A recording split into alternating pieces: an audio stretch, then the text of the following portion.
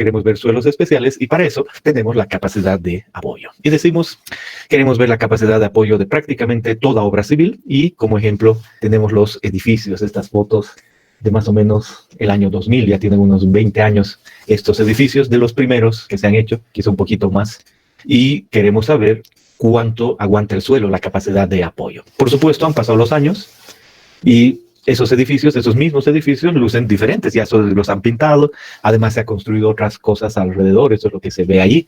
Y por supuesto que puede haber influido la construcción de al lado de alguna manera, ¿no? Uno de estos edificios, por supuesto, que se inicia de esta manera. Se excava y se tiene mucho cuidado con las paredes.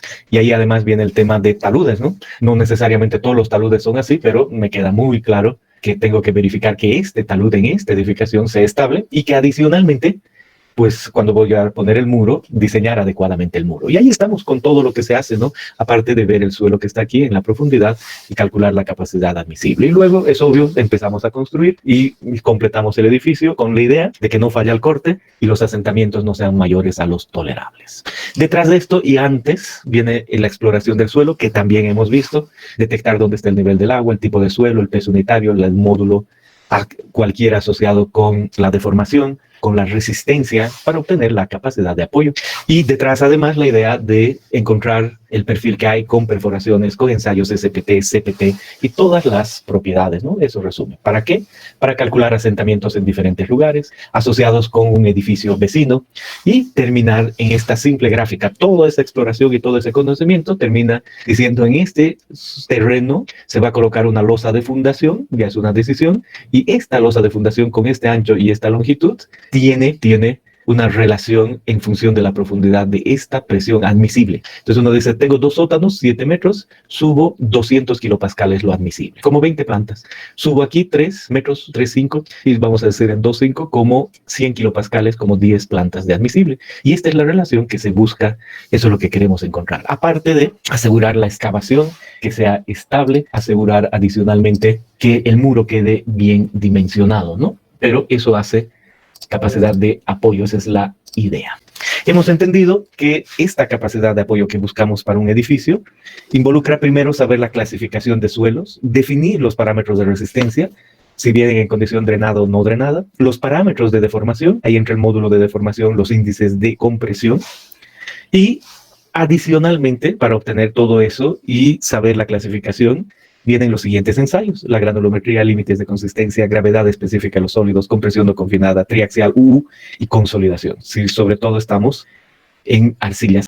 Y ahí hay laboratorios, ahí hay parámetros y hay cálculos para llegar a la capacidad admisible. Resulta que dentro de todo eso hay algunos suelos que se consideran especiales.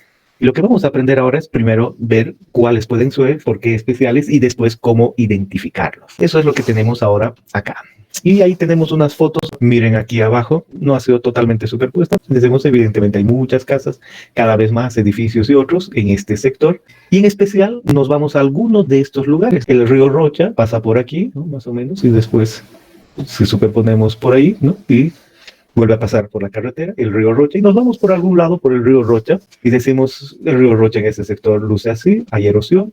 Adicionalmente uno puede ver ciertos hoyos de rato en rato, alguna casa por ahí, miren, esta es una casa antigua con unas grietas grandes, y dice, ¿será que aquí hay algo especial? De hecho, en el mundo, foto de internet, se sabe que algunos suelos pueden presentar esa situación, pueden presentar unas cárcavas, y pueden alcanzar grandes dimensiones. Ahí está. Miren, esta es una calle, esta es cualquier foto de internet, esta es otra calle, esta es una esquina, ahí había una casa.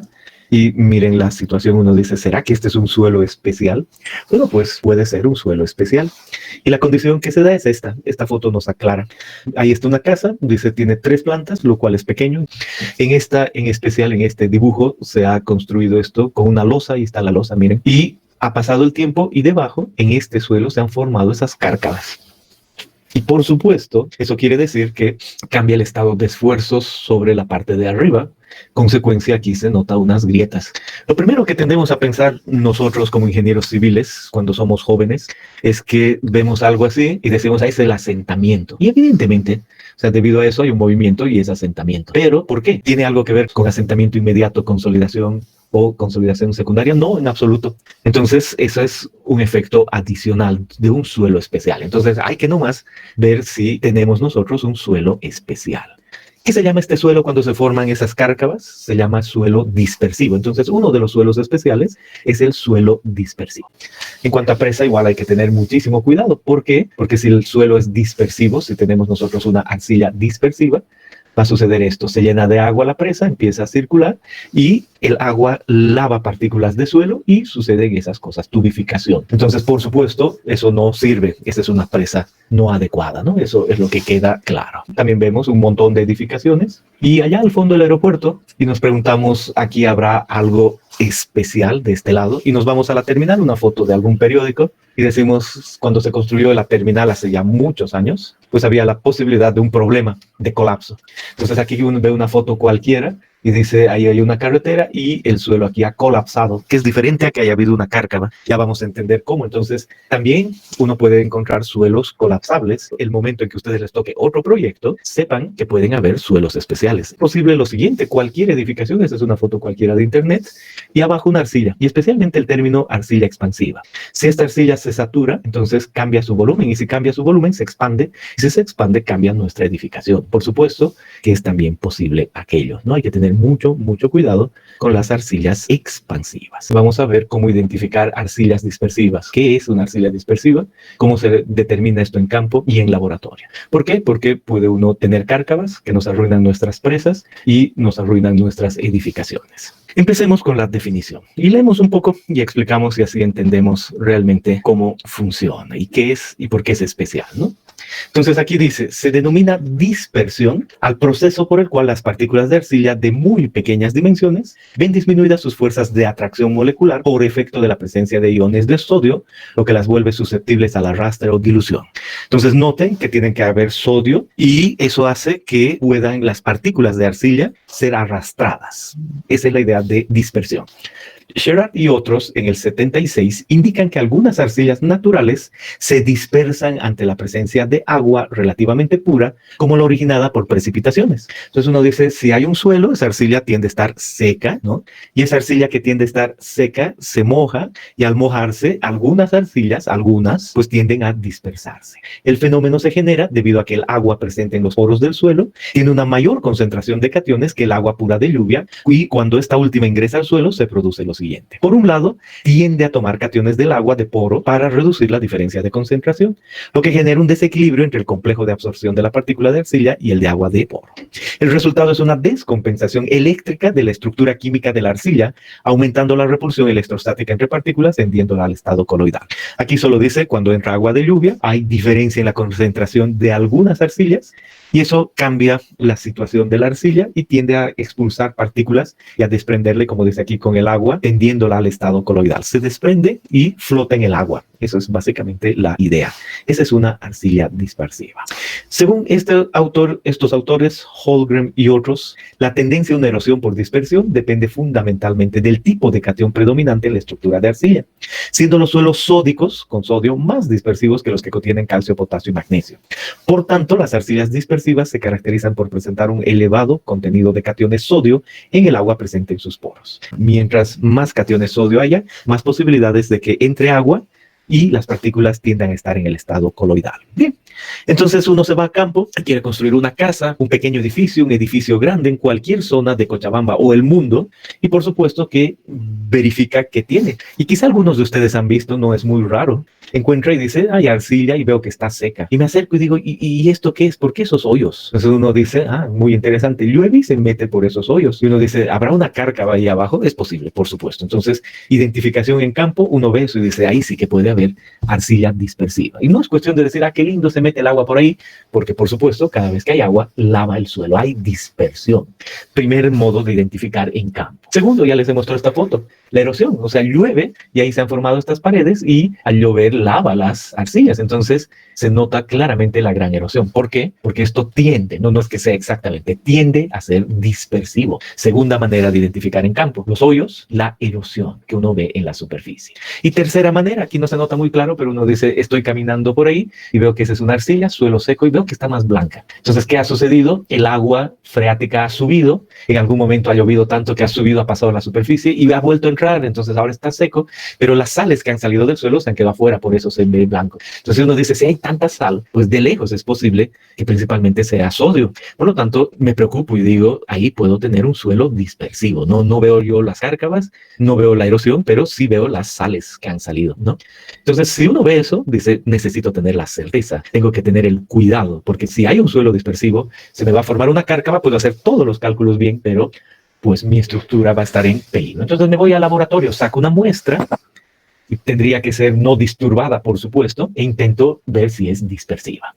Si yo voy a construir una presa, me voy al banco de préstamo y ahí digo, qué interesante, puede ser que esta arcilla sea dispersiva. Entonces no necesito sacar una muestra inalterada, saco una muestra alterada y la compacto en laboratorio, de acuerdo a lo que voy a compactar en mi presa, y en ese grado de compactación veo si es que la muestra es dispersiva. Esa es la idea. Vamos a ver estos ensayos para entender la identificación de arcillas dispersivas en laboratorio. En primer lugar, el ensayo de erosión interna, lo que se conoce como el pinhole test de erosión interna. Bueno, ese es el que ha sido propuesto por Sherrard y otros y está normado en la ST Metanos. Luego, otro ensayo es el análisis químico del extracto de agua de poros, también propuesto por Sherrard y otros. También dice que es el método estándar para las características de suelos arcillosos por doble hidrometría. Y por último, el ensayo químico de fracciones de suelos, el ensayo de terrones. Entonces uno dice, queda muy claro, es cuestión de un ensayo erosión interna, otro el análisis químico, pero que del agua que está en los poros, no es el suelo mismo. Luego está la doble hidrometría y finalmente está el ensayo químico de fracciones de suelo sobre los terrones de suelo. Y los vamos a ver. Y son solo ensayos que dan cierta estimación. Por lo tanto, lo común es no hacer solo un ensayo y queda todo definido. Es hacer 3 de al menos de estos 4. Si uno puede los 4 está bien, pero aquí no basta uno, ¿no? Si uno dice es dispersivo, quizá el otro salga no dispersivo. Entonces mejor hacer 3, y si 2 han salido dispersivos, el suelo es dispersivo. Entonces hay variación, y que no hay modelos absolutos, sino solo ensayos empíricos que nos avisan algo. Entonces, en ese sentido, ¿en qué consiste el primer ensayo? Ahí arriba está, dice es el ensayo de erosión interna. En tomar una muestra, aquí entra el suelo, y ponerla en un aparato, ahí está, y pasar agua de un lado a otro, y ver cuánto de suelo se ha dispersado, ha sido arrastrado. Entonces veamos con calma. Dice, hay un cilindro, este es el cilindro, y dice el diámetro interno de ese cilindro es 1.3 pulgadas. Uno dice, sí, más o menos entiendo eso, no me desubico, pero mejor ver en centímetros. Entonces eso equivale a unos 3.3 centímetros. Entonces ahí tengo la idea de cuánto mide eso. Y dice la longitud es de 4 pulgadas, de ahí 4 pulgadas. Esto es como 10 centímetros, entonces ya sé mi cilindro que tiene. Tiene un límite a este lado, otro límite al otro lado, la tapa se puede decir de ese cilindro. Y dentro, entre un suelo muy grueso, una grava en esas dimensiones, tanto a este lado como a este otro lado, y una malla de alambre aquí y aquí, una especie de filtro, ¿no? Entre mi suelo y lo más grueso. Y dice que muy especialmente el suelo que yo estoy tomando, aquí dice espécimen, dice de suelo compactado. Por supuesto, compactado cuando necesito saber cómo se va a compactar después de compactado, ¿no? Pero podría ser no disturbado cuando especialmente quiero saber si el suelo en campo es dispersivo. Entonces ahí entra la muestra y dice de aquí a aquí hay 1 centímetro, no 1 centímetro, 1 pulgada. Y de aquí a aquí mi suelo tiene 1.5 de pulgadas. Estas son las dimensiones estándar. Y aquí hay unas como 0.4 pulgadas. Eso es lo que se dice, ¿no? Entiendo. Entonces no hay problema. Esto es como 2.5 centímetros y pues eso es como 3-4 centímetros. Y digo, esas son las dimensiones. Bien, y aquí al centro hay un agujero. Aquí dice, y ese agujero es de 1 milímetro. Si yo, por ejemplo, pongo una aguja y pincho de un lado a otro y este es solo una guía centrada de plástico, pues hago que esa línea sea recta y tenga 1 milímetro de diámetro. Y ahora dejo que el agua destilada venga por acá y pase al otro lado y la capturo. Y si el suelo es muy dispersivo, al pasar el agua, va a llevarse partículas y las voy a ver aquí. Esa es la idea. Y antes aparece aquí la idea de que si yo tengo agua, pues voy a poder ver la carga del agua, la altura piezométrica ahí y ver cuánto puede elevarse.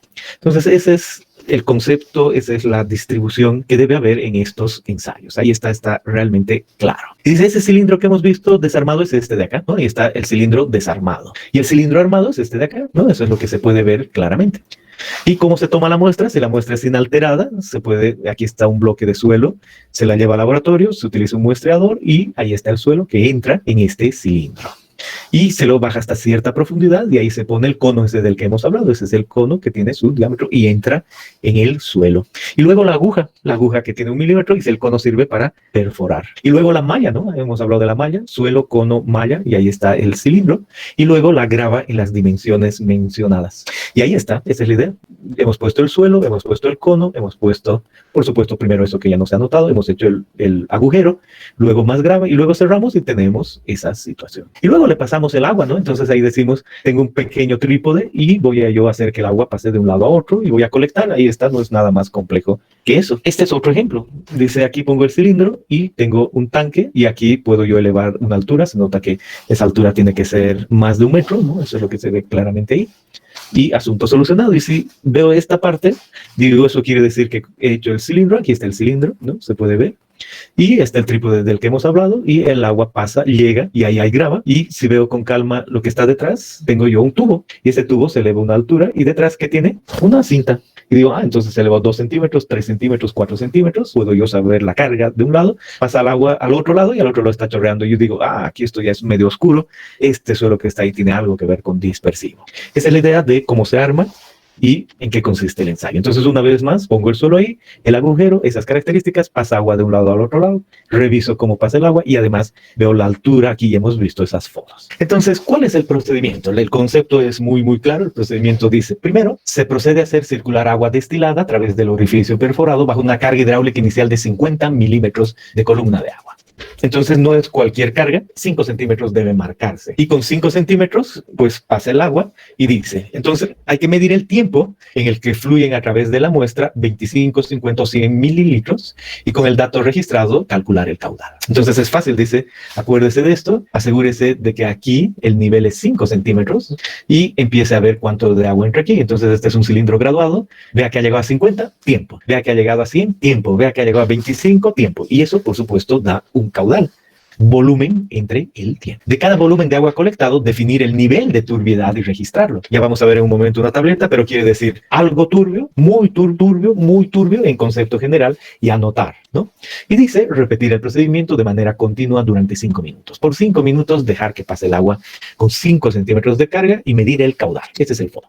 Si pasados los 5 minutos iniciales el agua efluente es muy oscura y el caudal se encuentra entre 1 a 1.5 mililitros por segundo, porque lo estoy midiendo, se debe dar por concluido el ensayo. Muy oscuro, caudal grande, sacar la muestra del aparato, hacer un corte y determinar el diámetro final del orificio. Entonces es muy claro que lo que hay que hacer es dejar 5 milímetros aquí, pasa el agua y a este lado ver cuál es la turbiedad y cada vez que llego a cierta altura, marcar el tiempo y durante esos 5 minutos calcular el caudal. Si entra en esos rangos, parar ahí y cortar. Y miren, este es un buen ejemplo de algo muy dispersivo. Entonces se corta, ahí ha quedado el cono, se vuelve a meter la aguja y uno dice, increíble cómo en 5 minutos se ha lavado todo ese suelo. Entonces, así a vista, uno dice, esto sí que tiene que haber sido dispersivo, ¿no? A simple vista.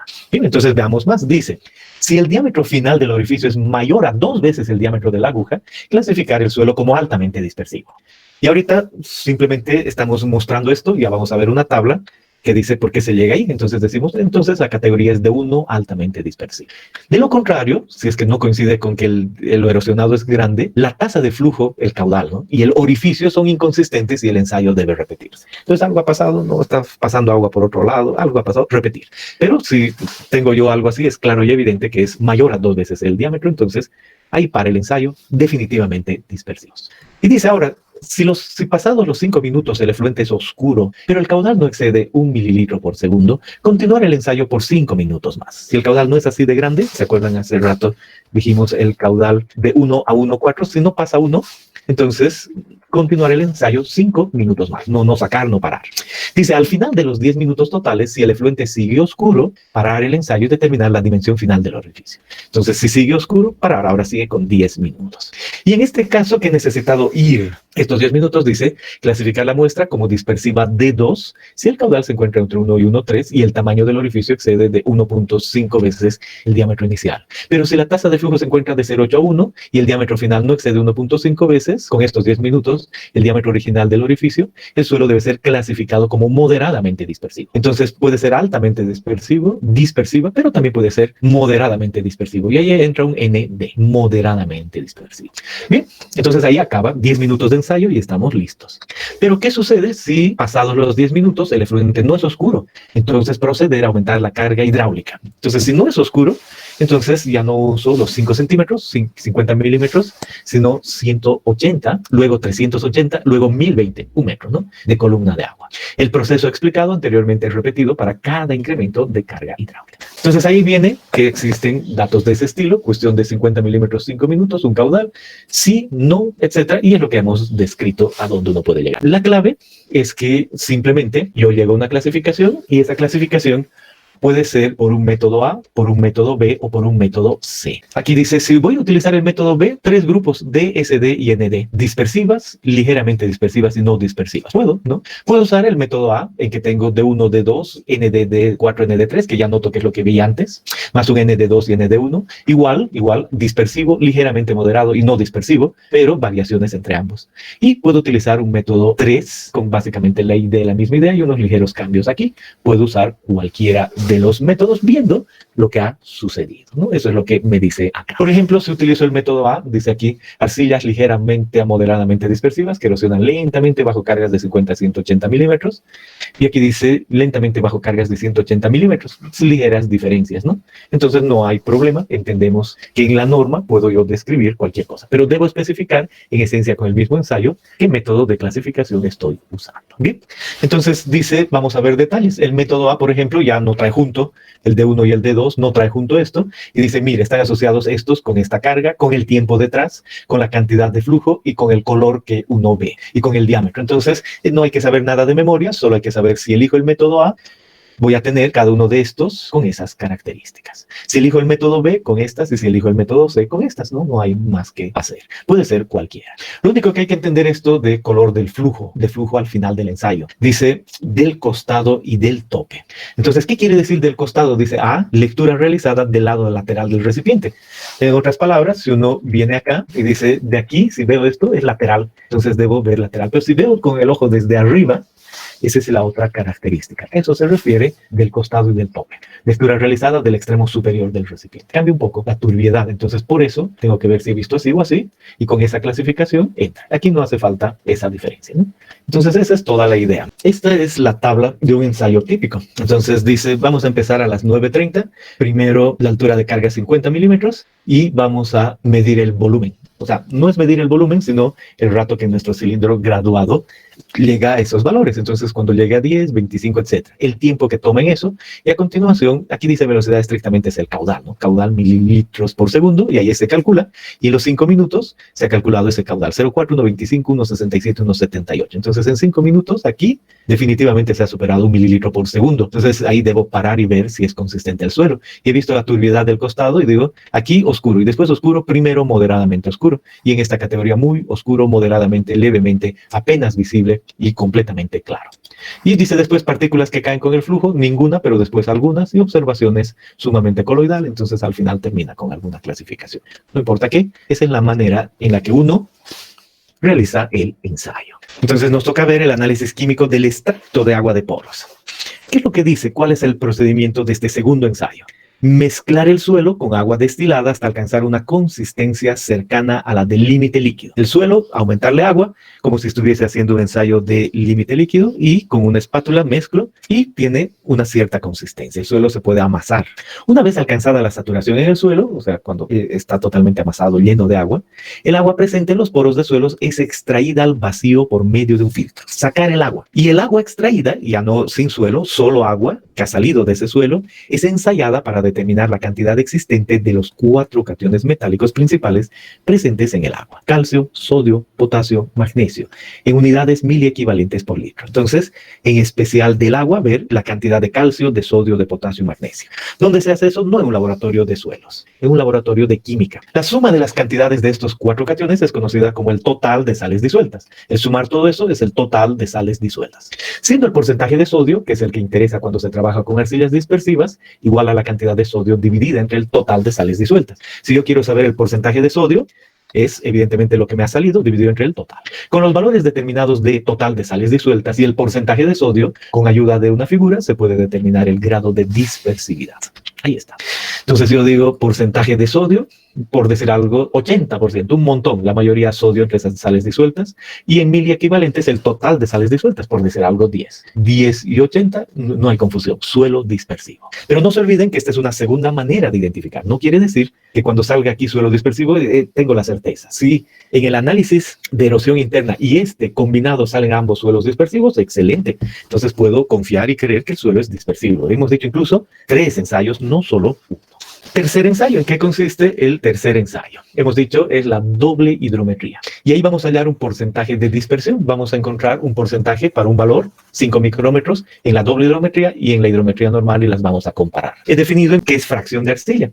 He dicho para ese suelo la fracción de arcilla lo menor a 2 micrómetros. Ahora dice que no me fije en lo menor a 2 micrómetros, sino lo menor a 5 micrómetros. Bien, entonces se hace el ensayo de doble hidrometría. Otra vez leemos el procedimiento detrás. Tomar una porción de suelo que pase al tamiz, el 10, y secarla al horno. Usando el método del hidrómetro tradicional, determinar la fracción de suelo cuyo tamaño es menor a 5 micrómetros. Entonces, un ensayo de hidrometría que he aprendido en mecánica de suelos 1.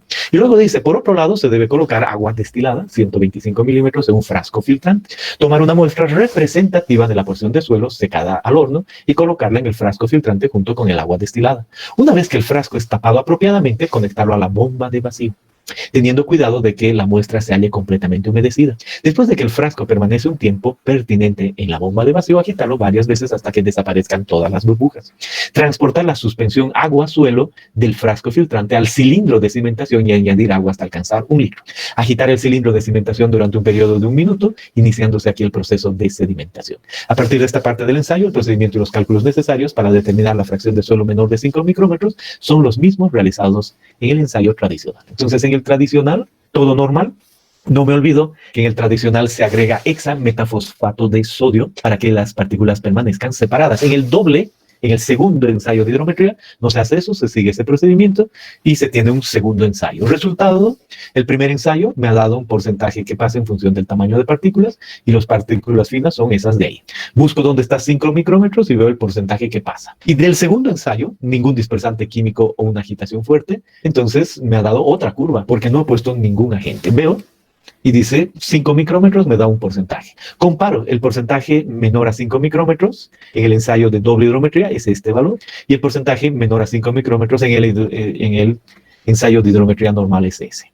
Y veo cuál es la diferencia entre estos. Ese es el porcentaje de dispersión. Es mayor a 35%, ese porcentaje de dispersión, entonces el suelo es dispersivo. Entonces ahí ha quedado todo lo que representa este ensayo de doble hidrómetro. Nos toca el último, el ensayo químico de fracciones de suelo. Entonces decimos, vamos a agarrar un terrón y visto de arriba vamos a poner un recipiente con agua. Estas son 4 fotos del mismo recipiente con agua. Esta es la primera de arriba. Ponemos nuestro terrón y esperamos un momento y vemos que ese terrón cambia. No tocamos nada, no sacudimos, cambia solo porque entra en el agua y luego se ve así después de un tiempo y luego así. A ojo cerrado, cuando hacemos eso, pues el suelo es dispersivo, ¿no? Pero obviamente no es que uno se inventa, uno dice vamos a seguir un método y en ese método, después de escoger la muestra adecuada, dice llenar una probeta con 250 milímetros de agua destilada, o sea, un recipiente, y dejar que la temperatura se estabilice durante aproximadamente 6 horas. Colocar cuidadosamente la muestra en la probeta, teniendo cuidado de depositarla justo en el fondo de la misma. No se debe vibrar ni mover el conjunto agua-suelo debido a que este distorsiona los resultados obtenidos. A medida que el terrón empieza a absorber agua, se puede observar la tendencia de las partículas de tamaño coloidal a ir en suspensión. El grado de dispersión es determinado al cabo de los 2 minutos, 1 hora y 6 horas. 2 minutos, 1 hora, 6 horas. Debiendo registrarse también en estos intervalos la temperatura a la que se encuentra el agua. Y por supuesto, hay una propia categoría, dice grado 1, no dispersivo. No se produce reacción, el suelo puede deshacerse, pero no se crean nubosidades en el agua. No existen partículas en suspensión coloidal. Todas las partículas se asientan durante la primera hora, grado 1. Y pasamos al grado 4, altamente dispersivo. Se observa una reacción muy fuerte, caracterizada por una nube densa formada por partículas de arcilla en suspensión coloidal, las que se extienden a lo largo de todo el fondo de la probeta. No se entiende la idea. Cuando más y menos, y dependiendo de eso, y ahí está la clasificación del último ensayo. Bien, entonces eso nos pone en conocimiento muy bueno de cómo identificar arcillas dispersivas. Entonces hemos dicho, si tenemos una edificación y esta es grande o chica, y abajo se forman cárcavas, vamos a terminar con problemas. Si vamos a construir una presa y resulta que la hemos construido con una arcilla dispersiva, vamos a tener problemas. El fondo es eso, se lava el suelo, ¿no? Se dispersa el suelo. Por eso hemos entendido qué es una arcilla dispersiva, qué se debe ver en campo, entre hoyos, entre sales y adicionalmente erosión, y cómo llevar al laboratorio y obtener la muestra, ¿no? Y cómo procesar la muestra. Y nunca se olviden, es solo un concepto, la idea de que sea disturbada o no disturbada. No es cuestión de decir, ahora tengo que aprender de memoria arcilla no disturbada. No, sino depende de lo que quiero. Si quiero ver este suelo tal cual, saco un terrón idéntico y pruebo el terrón idéntico con ese contenido de humedad y con ese peso unitario. Pero si esa porción de suelo la voy a recompactar en la presa, entonces llevo cualquier cosa en una bolsa y la compacto de acuerdo a lo que vaya a tener en campo, ¿no? Esa es básicamente la idea. Suelos colapsables, y obviamente si escuchamos de suelo colapsable nos imaginamos esto, una foto cualquiera de internet en la que podemos ver un camino, alguna estructura y cómo el suelo ha colapsado, y por supuesto no queremos que nos suceda eso. Otra foto cualquiera de internet, no tengo idea dónde es, pero ahí está, y muestra lo que puede representar, y un sector donde igual ha colapsado el suelo, ¿no? Entonces de lejos no queremos que nos suceda eso. Por eso queremos una vez más en este tipo de suelo colapsable definirlo, ver cómo se hace la identificación en campo, la de laboratorio, y ahora vamos a ver además algunas ecuaciones empíricas. Entonces, definición, igual leamos. Definición de suelo colapsable. Son aquellos suelos no saturados que sufren una brusca disminución de volumen cuando se saturan parcial o totalmente, sin la necesidad de un aumento en la presión aplicada. En su gran mayoría, estos suelos son de origen eólico y se conocen con el nombre de loes. Interesante. Se le aumenta agua, están secos, hay un cambio de volumen debido a aquello y cambia drásticamente el volumen, colapsa, no es un asentamiento. Y la mayoría de estos son suelos eólicos y en general tienen el nombre de loes. Perfecto. Y dice aquí un autor, Rogers del 95, cita como características típicas de la mayoría de los suelos colapsables las siguientes: estructura abierta y macroporosa, aspectos asociados con estructura. Y dije, en suelos finos como arcillas tenemos que pensar en estructura flocular y dispersa, y en suelo granular, incluido el limo, tenemos que pensar en estructura simple y abierta. Bueno, a eso se refiere, y en un momento vemos más dibujos, la idea de estructura abierta, a eso se refiere. También dice, una característica de un suelo colapsable es el índice de vacío relativamente alto a muy alto, baja densidad seca, que están asociados los tres, y geológicamente provienen de depósitos relativamente jóvenes o recientemente alterados, y alta sensibilidad y baja fuerza de enlace entre las partículas. Entonces vemos y decimos, ya me acuerdo a qué se refiere estructura abierta. Este puede ser un grano de limo, puede ser una arena, y existe alguna ligazón, porque el suelo es un agregado no cementado, alguna ligazón de tal manera que la estructura es abierta. ¿Cómo yo sé que esta estructura no es simple? Especialmente en este esquema, que es solo un ejemplo cualquiera, por esta partícula. Porque si esta partícula no tuviese la ligazón, ¿dónde iría? Evidentemente esta partícula estaría en esa posición, ¿verdad? Pero debido a la ligazón, comillas, está levantada, ¿no? No más que se levanta. Pero por eso esta estructura es abierta y no simple. Esa es una estructura abierta. ¿Y qué pasa si es que entra agua y deshace eso? Pues esa partícula cae. Entonces se puede decir que estas mismas están cerradas y ya esto se vuelve estructura simple. Y al respecto uno dice, si es abierta, el índice de vacío es más grande, por lo tanto la densidad más baja de lo común de un suelo con las mismas partículas, depósitos jóvenes, por eso las características, ¿no? Y eso hace que el suelo sea colapsable. Esos enlaces que están aquí no es cementación, dice aquí enlaces temporales entre partículas cuya desaparición puede provocar el colapso, según este autor y este otro, y dice, entre arena y arena puede haber un menisco de agua, eso es tensión capilar, y eso hace que haya ese enlace temporal, por lo tanto puede hacer que esa estructura pues sea abierta ¿Y qué pasa si se le agrega agua? Un poco de agua, pues puede cambiar la situación y provocar el colapso. Y lo mismo con enlaces de limo. Dice, entre arena y arena podría haber unos granos de limo que hacen aquello. O como dice aquí, partículas de arcilla agregadas. Entre arena y arena puede haber, ¿no?, arcilla, y eso hace cierto enlace adicional. O como dice aquí, enlaces de arcilla con estructura floculada, separación tipo mud flow, estructura con puentes de arcilla, ¿no? Entonces, todas esas estructuras hacen posible tener uno de esos suelos. Esa es la definición. Y ahora, ¿cómo identificamos eso? Recuerden que al ir a campo, al ver dónde está nuestro banco de préstamo, o si ustedes quieren, al ver dónde vamos a construir, lo que corresponda, pues ya vemos ciertas características. Si el suelo es disperso, vemos hoyos, vemos erosión. ¿Qué deberíamos ver aquí? No es tan claro como en el otro caso, pero igual hay ciertas características. Dice aquí, por ejemplo, un ingeniero geotécnico debe saber identificar los suelos que pudieran colapsar y determinar la cantidad de colapso que puede ocurrir. Y los depósitos de suelos más probables a colapsar son terraplenes o rellenos sueltos. Entonces, en base a las características, uno dice un relleno suelto. Bueno, si ese es el caso, puede ser colapsable. Dice además arenas alteradas transportadas por el viento. También representa identificar un suelo colapsable.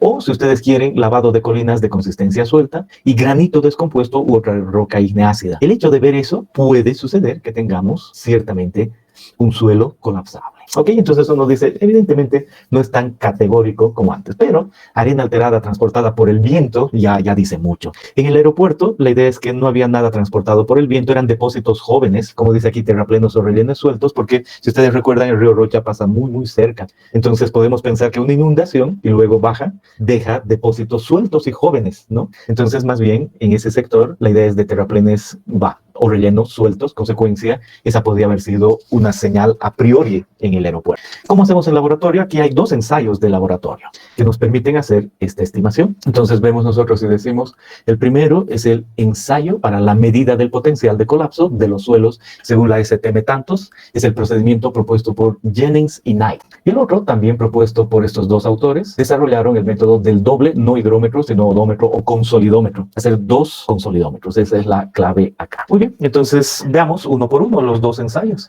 Y nos dice, vamos a tomar un consolidómetro y vamos a preparar una muestra en el consolidómetro. Y lo que vamos a hacer, y vamos a leer aquí el procedimiento y ver la figura, es lo siguiente. Dice, se realiza la aplicación de varias etapas de carga hasta llegar a un esfuerzo total de 200 kilopascales sobre una muestra de suelo no disturbada con contenido de humedad natural colocada en la celda de consolidación. Primer paso es muy claro, simplemente poner la muestra y cargar hasta 200 kilopascales. La duración entre cada incremento de carga para llegar a los 200 kilopascales antes de la inundación debe limitarse a 1 hora con el propósito de prevenir la evaporación de la humedad de la muestra. Entonces lo común es poner 12, luego 25, luego 50, luego 100, 200, 400, bueno, hasta 200 hay que seguir ese paso, pero no cada 24 horas, sino cada hora. Y dice, después de aplicar la carga vertical apropiada de 200 kilopascales, por el tiempo de 1 hora, inundar la muestra con agua desaireada y destilada por 24 horas. Registrar las deformaciones versus el tiempo según el ensayo tantos. Entonces venimos acá y dice, ya entendí. Debo yo medir el índice de vacíos para un esfuerzo y poner 12, 25, tanto y medir el índice de vacíos como si estuviera haciendo un ensayo de consolidación. Pero no saturo, solo con el contenido de humedad natural. Y cuando llegue a 200 le pongo agua. Aquí dice inundación de la muestra. Y si el suelo es colapsable, inmediatamente va a haber ese colapso. 24 horas y uno ve ha pasado de un E1 a un E2 y después puede seguir con el ensayo. Esa es básicamente la idea. Es lo que dice, ese es el ensayo. ¿Qué ensayo hemos dicho que es este?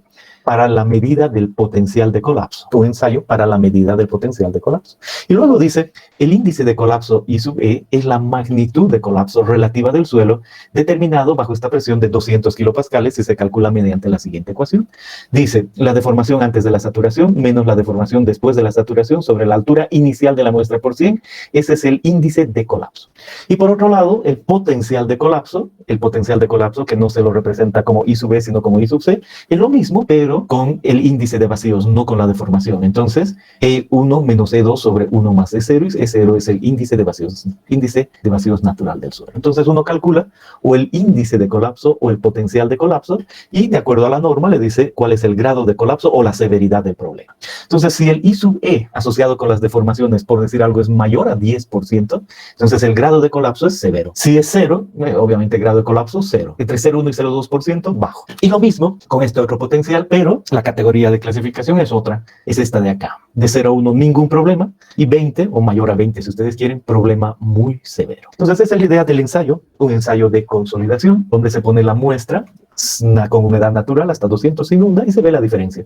O el índice de vacíos o se dice en la deformación. Perfecto. Y se compara con o la altura inicial de la muestra o el índice inicial de la muestra. Y luego se revisa eso. Entonces esa es básicamente la idea. ¿En qué consiste el otro ensayo? Un doble odómetro, un doble consolidómetro. Veamos. Entonces dice, igual hay un procedimiento, ¿no? En este ensayo se realiza de manera semejante al ensayo de consolidación especificado según la norma TAPTOS. Y dice que desarrollado en el capítulo 2 y se debe seguir los siguientes pasos. Ensambladas las dos muestras en el odómetro o consolidómetro, someter a las dos muestras a una presión de 1 kilonewton por metro cuadrado durante 24 horas. Paso 1. Durante 24 horas, poner esto que estamos diciendo, 21 kilonewton por metro cuadrado. Pasadas las 24 horas, saturar una de las muestras inundándola durante 24 horas. La muestra restante debe mantener su contenido de humedad natural. Concluida la inundación, continuar con la aplicación de carga hasta alcanzar el nivel deseado, nivel alcanzado en campo.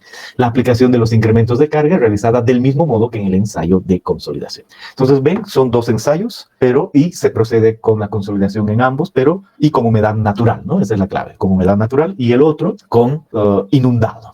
Y se va cargando lo que se necesite. Y después dice trazar las curvas de consolidación de laboratorio para ambos ensayos.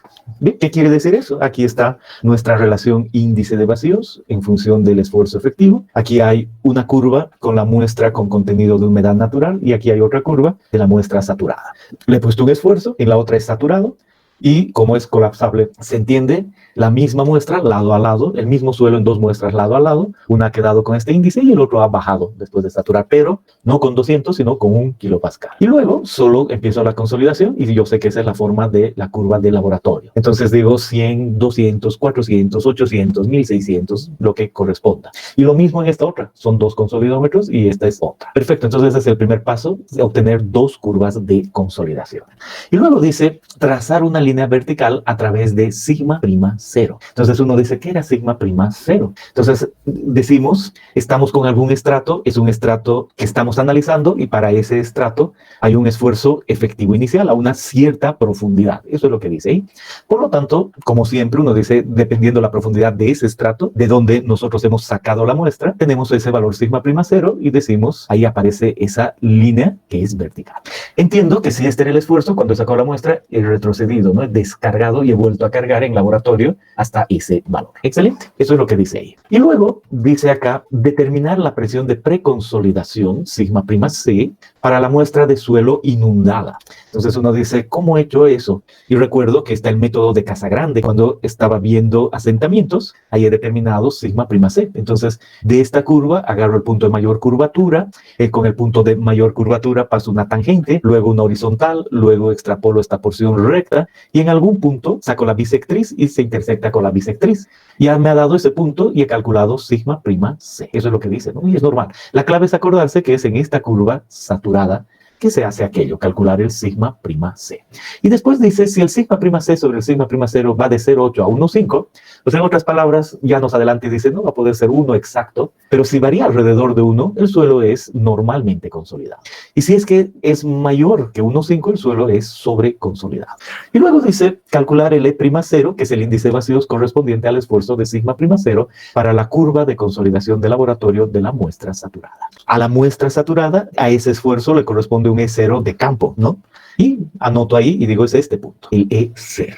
Si esta es la muestra de campo, entonces voy con una línea recta y llego hasta este valor, entonces ese es el E0. Hemos visto que puede haber ligeras variaciones cuando el suelo está sobreconsolidado. Entonces digo, por ejemplo, en este caso, en el que el suelo está sobreconsolidado, no es cuestión de pasar la línea, sino hay que siempre mantener en mente ciertos aspectos asociados con aquello. El hecho es que es cuestión de hallar el índice de vacíos en campo de la muestra saturada. Y después dice, por el punto E' sigma prima 0, dibujar una curva paralela a la curva de consolidación de laboratorio de la muestra con contenido de humedad natural. Con contenido de humedad natural paralela. Entonces uno dice eso solo representado. Si tengo este punto, esta debe ser paralela a esta. Entonces ahí está. Entonces lo único que he hecho Hasta ahora es 2 ensayos, una muestra saturada, la otra no. Y en la muestra saturada he determinado el punto de 0 sigma prima 0 y para eso tenía que saber si el suelo estaba sobreconsolidado o no con relación a lo saturado y después paso paralela a ese punto. Es todo lo que hemos visto, ¿no? Y en este otro caso, igual, la idea no se nota tanto entre ese y ese, pero es paralela. Solo hemos hecho eso, a través de un punto obtener la curva paralela, nada más.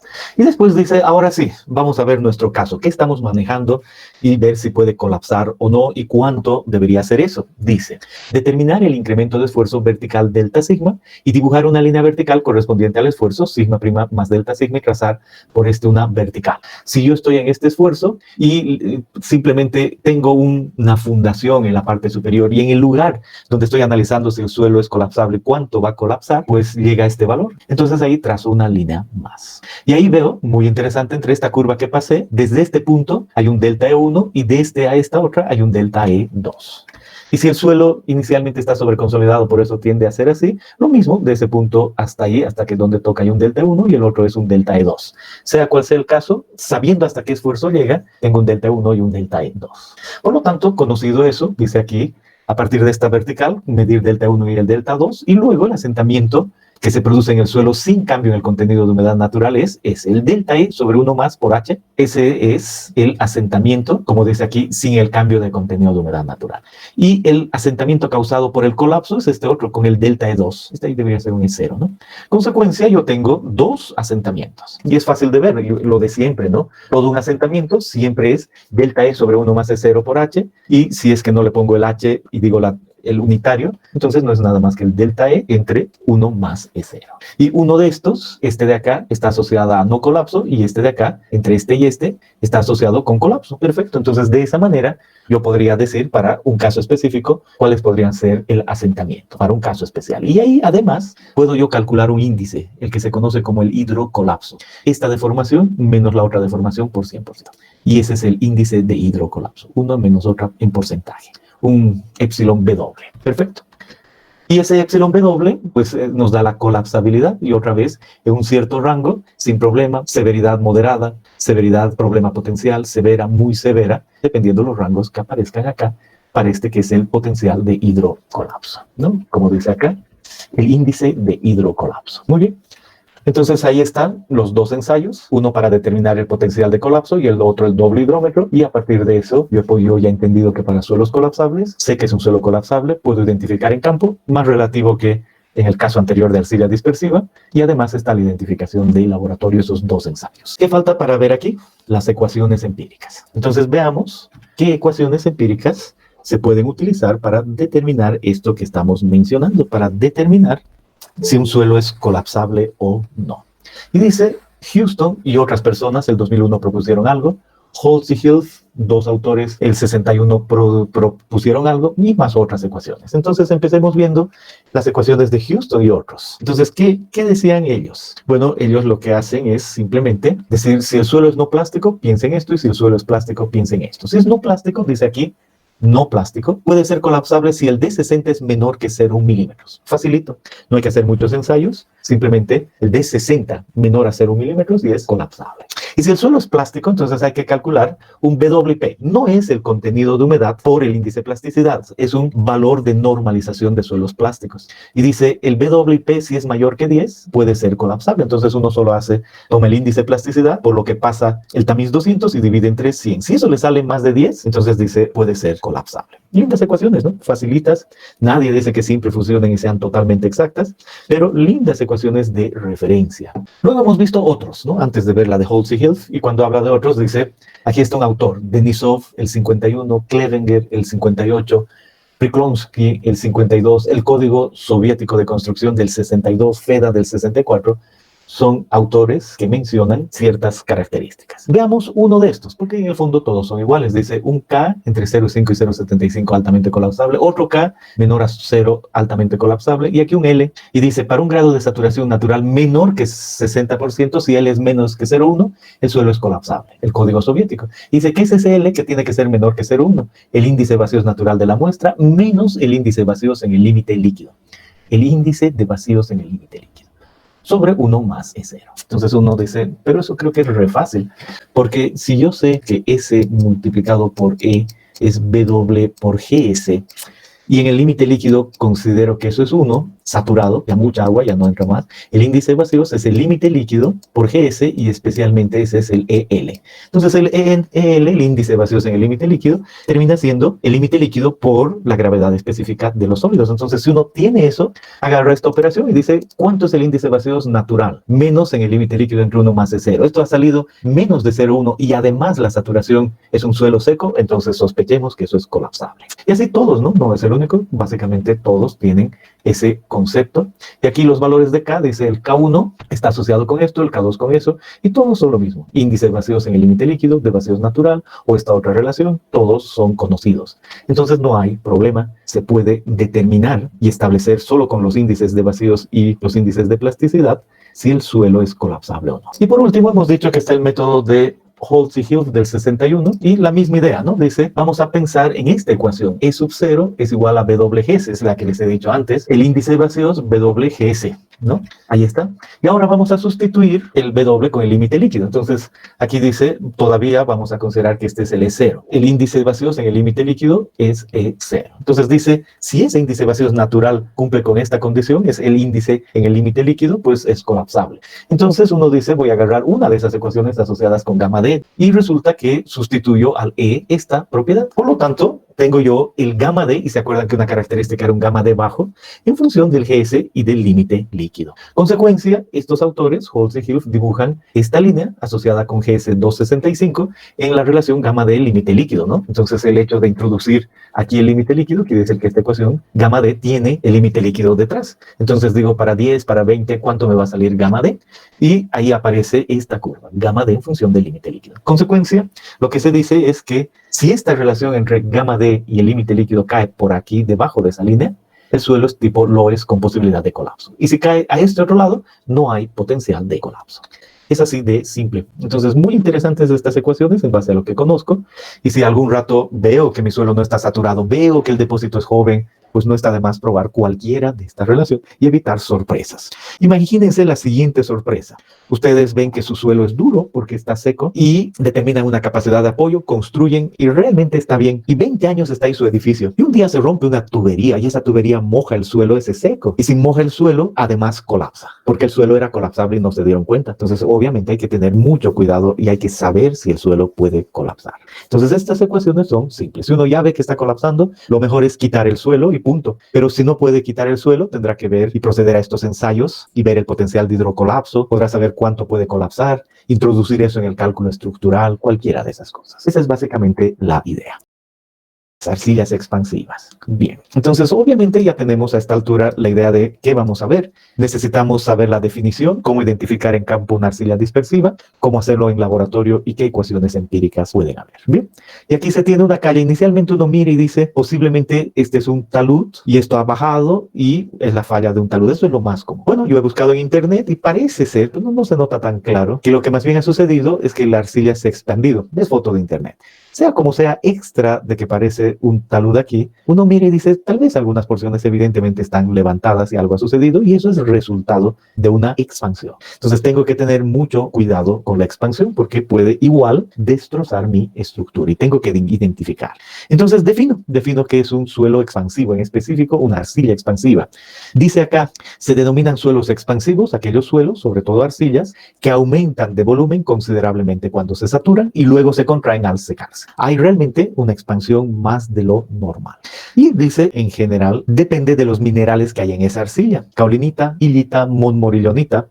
Y para cierta presión encima, la caolinita tiene expansión despreciable. En cambio, la illita y la montmorillonita se expanden más. ¿Y cómo identificamos en campo si nuestro suelo está seco y tiene grietas, como las que uno ve aquí, grietas de retracción?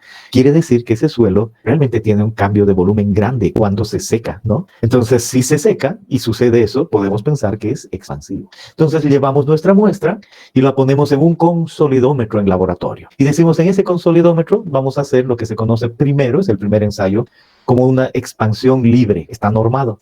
Entonces uno lo que hace es poner en el consolidómetro, aumentar agua y dejar que se expanda. No nada más que una carga encima, pequeña, pequeña, y dejar que se expanda. Entonces aquí, por ejemplo, dice, se ha ido expandiendo en el tiempo y la curva es inversa a la curva de consolidación, porque solo se deja que se expanda. Entonces ahí aparece, aquí, trazando una línea aquí y otra ahí, el fin de la expansión primaria. Entonces yo puedo saber cuál es la deformación asociada con la expansión primaria, ¿no? El procedimiento lo repetimos y llegamos a esto. Dice, colocar la muestra de suelo compactada en el anillo de consolidación, o si uno quiere natural, puede ser, no es que es obligatorio compactada, dependiendo lo que vaya a investigar, ¿no? Esa es la clave. Aplicarla a la muestra una presión de 1 en estas unidades. Esta presión incluye el peso de las piedras porosas. Y después que la carga ha sido aplicada, dejar a la muestra consolidar por 10 minutos. Y a los 10 minutos, después de esa pequeña muestra, decir, esta es la lectura inicial. Inundar la muestra en agua destilada y realizar lecturas durante las siguientes 24 horas o hasta que la muestra se estabilice. Entonces, simplemente inundar y medir en función del tiempo. Luego, extraer la muestra del aparato y determinar el cambio de la altura del tache como el resultado de las diferencias de la altura inicial y final, y calcular el índice de expansión libre a través de la siguiente ecuación. Del tache sobre h inicial es el índice de expansión libre. Índice de expansión libre, porque no había ninguna carga encima. Hemos hecho agua, en 24 horas ha subido tanto. El delta H sobre H por 100 es el índice de expansión libre. Fácil, ¿no? Y por supuesto, al igual que en todos los otros casos, ese índice de expansión libre pues está asociado con un potencial de expansión.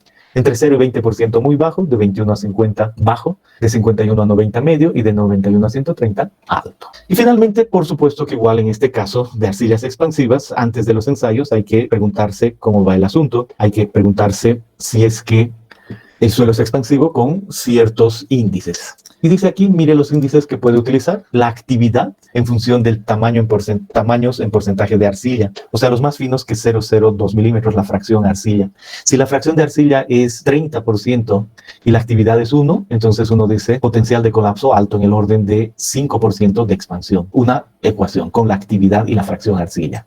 Otra dice, utilice esta tabla, la de plasticidad, IP en función del límite líquido, donde está la línea U y la línea A.